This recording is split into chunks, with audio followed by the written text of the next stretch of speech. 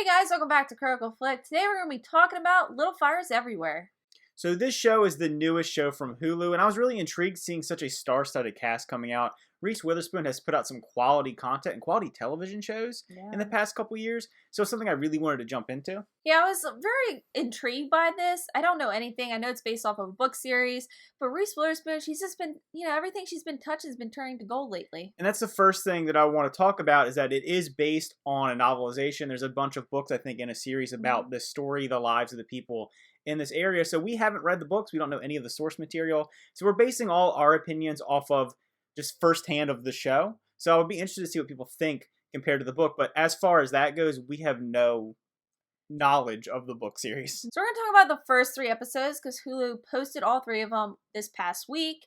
In the first episode, we start off with Reese Witherspoon looking at her house being burned down. Yeah, so this show does the same thing that even Big Little Lies did, or a couple other shows. This Is Us, I believe, did this as well, where you kind of know where the show is leading, and that's the hook. I always think that shows benefit from having almost like an end game at the beginning, so the audience knows what the payoff might be. They're trying to work the pieces out to discover where it's leading, and I think it works for the most part in this story so far. Yeah, and this also takes place in the late 90s, so we're getting like a lot of 90s nostalgia feel, especially from the outfits, the music that's being played, and just the overall look of this show. And I have to say, it's not overkill. Like sometimes with a show, like maybe even Stranger Things, people could say it is feeding off of that nostalgia. That is basically what makes the show really enjoyable. This doesn't do that to a degree. You do know that it is the late 90s. They have a couple flashbacks to the early 90s, the 80s, but they don't do it in a way that's so in your face. It isn't about the setting and the time that makes the show. It's about the story. And as far as the time period goes, this show does jump around quite a bit in the first 3 episodes.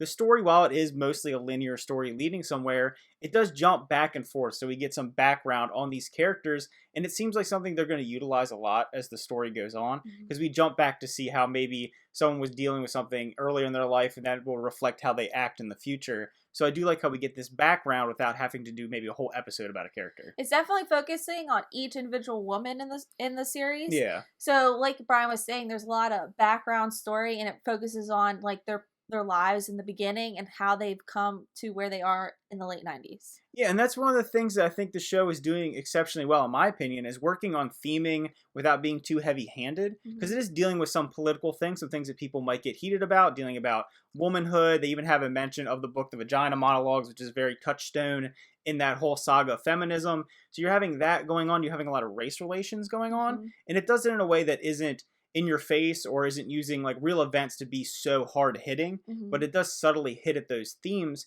And I think the writing is really well done when it comes to theming. Like Reese Witherspoon's character, Lena, you like her, but there's also different sides to her that you don't like.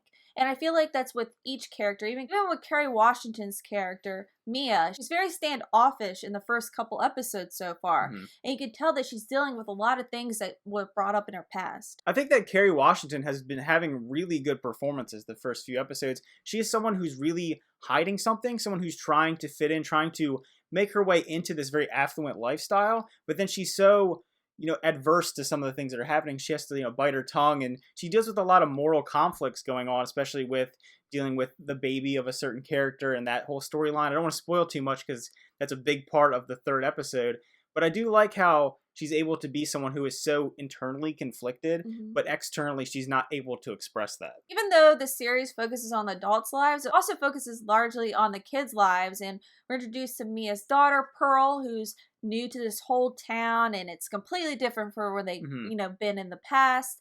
And she meets Elena's son, Moody, and their connection kind of flourishes Elena's and Mia's relationship as well. And that's another thing when it comes to, like I said, the theming of the show. We deal with a lot with identity, whether it be gender identity, it has to do with racial identity. And a lot of these people are having conflicts, and you're seeing generational divides between the way these things are.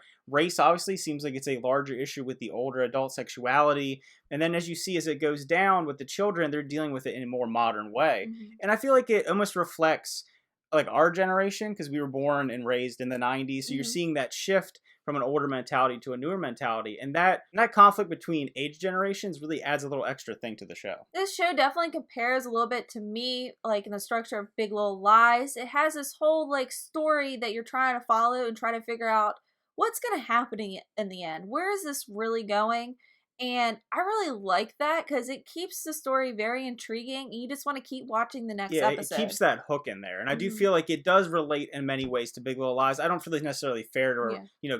compare one show to another. Mhm. But it is true that you get a lot of different, smaller characters, and they all have their own unique personalities and Mhm. their own unique ways of thinking. And I'm intrigued by all of them. I think that the children are definitely standouts in this series Uh-huh. because they're dealing with so many things without being able to have, the security or guidance that the adults may have. Yeah. So I do like how we're seeing that. And I just think overall it's a very well written show. I also like how they've handled the kids' relationships. They also have like these really weird, awkward moments in between where there's a lot of Yeah. weird pauses, and it's like that's how you would act at that age. And I like Yeah, the little more realism to it. Yeah, the acting is definitely well done on the part of the children. I think Mhm. everyone has done a pretty good job acting wise so far in the series. You can tell that this was almost written in a way that it does work for the television medium. Yes. All right, so those are our thoughts on the first 3 episodes of Little Fires Everywhere. Let me know what you have thought about the series so far. Where do you think it's going to go? If you're someone who read the books, how does it relate to the books? Is it Mhm. very true to the books? I honestly have no idea. I So I'm interested to see what people think about it, who've read them, people that are just jumping into it. Leave those comments down below. Remember to like and subscribe, and see you guys next Bye. time.